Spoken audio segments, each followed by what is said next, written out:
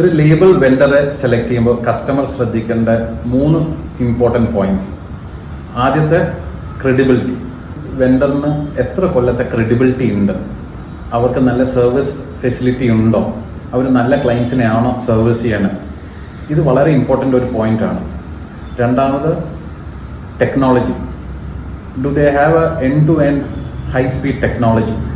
Phoenix ലേബിളിൽ ഞങ്ങൾക്കൊരു high speed end to end technology ഉണ്ട്. സോ ദാറ്റ് എന്ത് വോളിയം വേണമെങ്കിലും നമുക്ക് കസ്റ്റമറിനൊക്കെ കുറഞ്ഞ സമയം കൊണ്ട് ചെയ്ത് കൊടുക്കാൻ പറ്റും.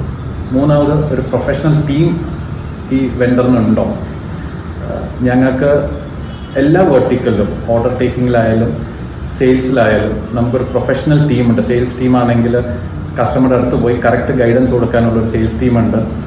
അവൻ്റെ ബാർകോഡ് പ്രിൻ്റർ സർവീസ് ചെയ്യാനുള്ള ഒരു സർവീസ് ടീം ഞങ്ങൾക്ക് ഡോർ സ്റ്റെപ്പിൽ പോയി സർവീസ് ചെയ്യാനുള്ള ഒരു ഫെസിലിറ്റി ഉണ്ട്.